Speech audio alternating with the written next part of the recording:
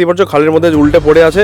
দেখে তো জাস্ট আমার মানে হাত পা কাঁপছিল, এত বড় একটা অ্যাক্সিডেন্ট রাস্তায়। ওইভাবে অ্যাক্সিডেন্ট হলো, গার্লফ্রেন্ডের সঙ্গে ফোন করা, ওর সঙ্গে ফোন করা।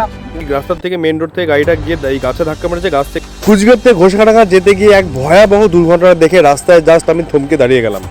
রাস্তায় যাওয়ার সময় দেখলাম প্রচুর মানুষ ভিড় করে দাঁড়িয়ে আছে এক জায়গায়। আমি গিয়ে দেখলাম একটা ব্যালেনো গাড়ি জাস্ট রাস্তার থেকে মেন রোড থেকে জাস্ট এখানে পড়ে, তোমরা দেখতেই পাচ্ছ খালের মধ্যে উল্টে পড়ে আছে।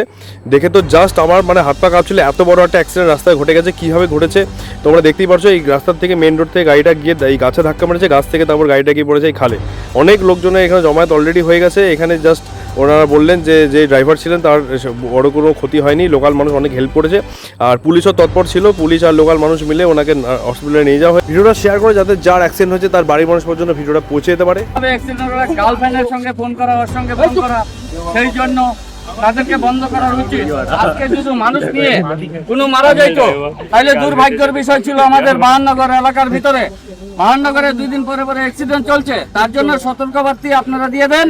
কোন ধরনের এইসব কাণ্ডকীর্তি যাতে এই হাইরোড মোড়ে বা হাইরোডের ভিতরে কোনো ধরনের কিছু না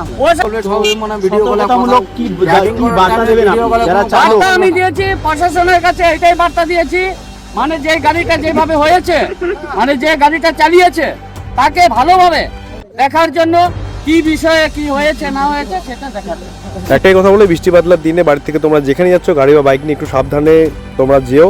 আর সবার শুভকামনা করি, আর প্রত্যেকে একটু সাবধানে চলাফেরা করো যাতে এই ধরনের অ্যাক্সিডেন্ট তোমার সাথে না হয়।